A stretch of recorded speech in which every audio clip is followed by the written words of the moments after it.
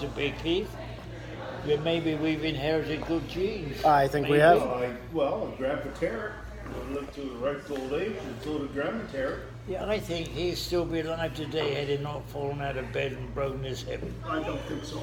Grandpa I don't Tarrant. think so, but I think he would have lived longer than he did. Oh, jeez. Yeah. What's your speech, Gramps? We're on video. What? What's your speech? What were you going to tell us? Well, I'm going to tell you. Have you got your notes? Your notes? No, I'm not going to do it now. Oh, I want to hear it. No, you don't. I certainly do. It's not a speech. Well, Well, I just run through my notes. yeah. Okay. Please. We gotta hear your I just thought you might be interested in what it was like 100 years ago to Without live, watching the to History live in Channel. London. Yeah, well, I would love to know. Would you? Well, okay, as far as shopping is concerned, there's no self-service at all. You went to the counter, you told a lady or what you would like, and she would run off and look for it. About half an hour later, she'd arrive back at the counter, and then you'd do that for each item, if you please. And then there was no cash registers. She would add it all up. Now you know what English currency is like. Got farthings, halfpennies, pennies, 2 shilling pieces, half crown, which is 30 pennies, a crown, which is $5, a $10 bill, a 10 shilling bill, and a 20 shilling. She'd add all that up, and you'd pay it. There was no mechanical aid at all. At night time, when it was getting dark, all the street lights were gas lit. When it was raining or not, the man on a bicycle would come round, start at one end of the street, had a long stick with a torch on the end. He'd go from one lampstand to another all the way down the street, poke the thing up, whoop, it would light up. Then he'd go across the road to the other one. They did that at nightfall, and the poor devil had to do all the thing again the following morning, 8 hours later, and still turn them off. And more often than not, it was raining. And what else? On a Monday, start with families in those days. You invariably had an aunt with you, or a maiden aunt we had, and we had mother and father with us upstairs, I remember. And the heating of the house was coal fires in every room, including the bedroom. The only hot water was through a boiler, and in most cases there was no electric lights, it was all gas. And washing day, mother had to wash by hand in the sink. Then she'd wring the stuff out and go outside and put the washing on the line to dry in the wind. No sooner as she'd go back in the house, it would start to rain. So you go all the way back again and take the washing off.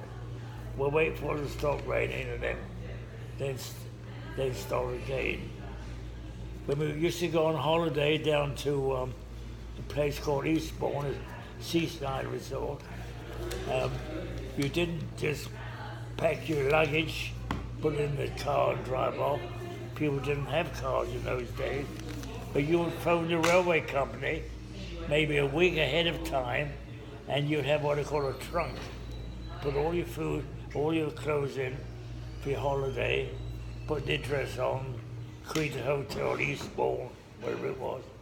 And then the railway company, horse and cart, would come round, pick up this trunk, and then it would go by freight train down to Eastbourne, and hopefully when you arrived at the hotel a week later, the trunk would be in your bedroom.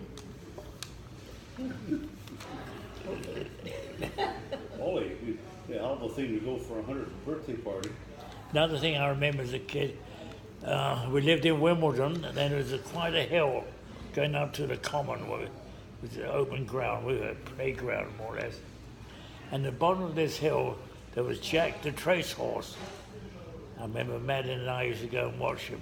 A big stallion horse was waiting at the bottom of the hill, but all transport was by horse drawn. And if there was a cart, there was one horse, and hill was too steep for one horse to manage, they would hire this horse, the stallion, Jack the Trace Horse, to be attached to the other horse and pull the cart up the top of the hill. I remember radio just about 1921, radio had just been invented. And I remember Father came home one day from the office with a little box, and it was a radio. And we all sat around the table like this, and we had one set of earphones and passed the earphones from one to another. And believe it or not, we could hear a man talking 20 miles away at Crystal Palace, I remember. The main form of musical entertainment was what we used to call a gramophone. This was we still have. Policemen in those days, they used to ride on bicycles, and there were no radio in those days at all. And they had police boxes scattered throughout the town where they would report in periodically and see whether there were any problems. The doctor used to come to your house and if you're ill or anything like that. And I know when the doctor was coming, the parents would make sure the sheets on the bed were nice and tidy, the room was tidy, because the doctor's coming. And because in those days there was no tablets there, so it was all liquid medicine. What else have I got here?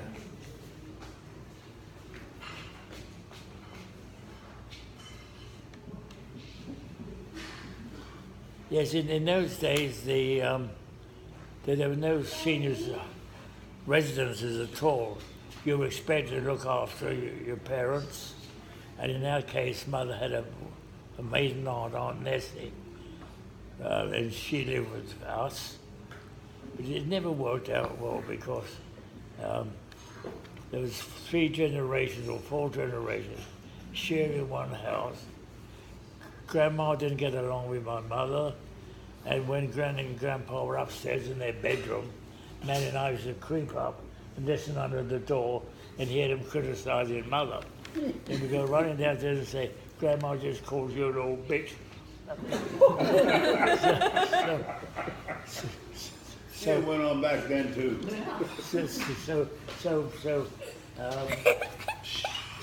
Poor old Mother and Father were caught between having society with your own parents or with your wife. It never worked. And if you were ill, well, the doctor would come. And this was a big day because everything had to be neat and tidy for the doctor to arrive.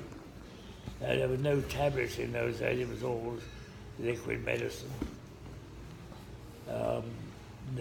No appliances in the house at all, just I think we had a carpet sweeper and a brush with dusters and that sort of thing. Washing, I say, was all by hand. What else have I got here?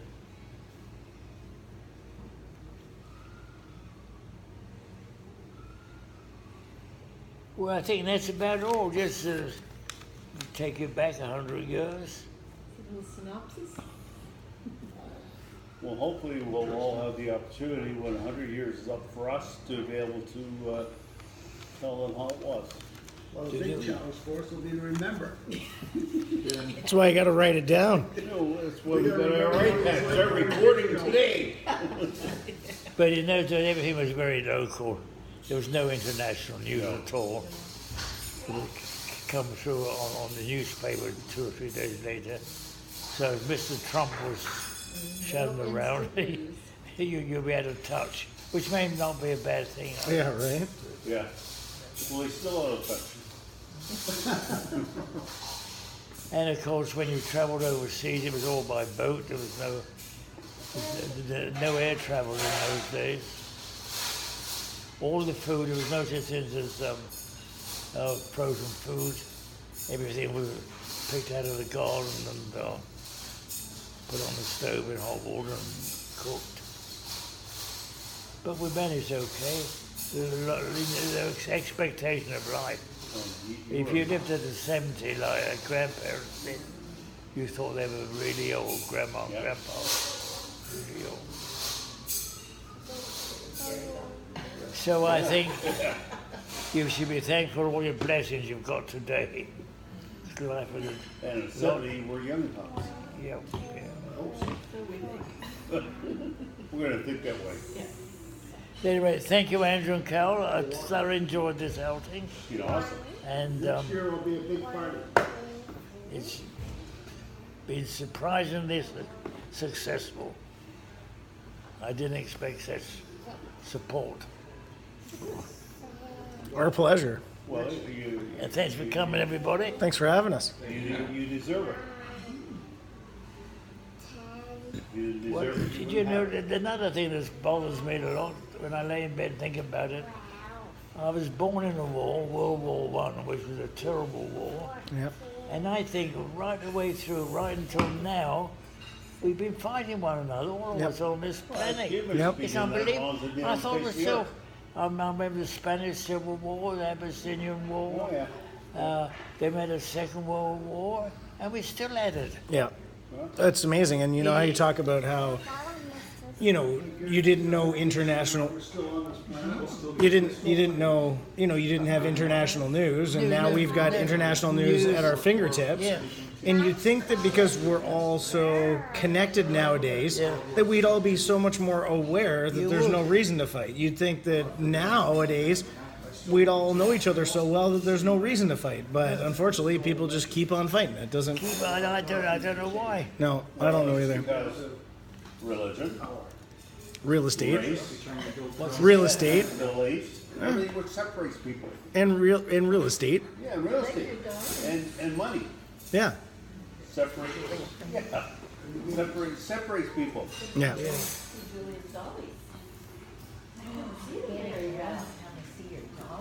Now, who gave me this? Did you, Keith? Or? No, that would be from You? Eddie. Oh, thank you, Eddie. You're welcome. My favorite. Yeah, I thought I remembered you like those. Oh, yeah. Very much. Last night I went out to get gas in the van Eddie. and got a car wash.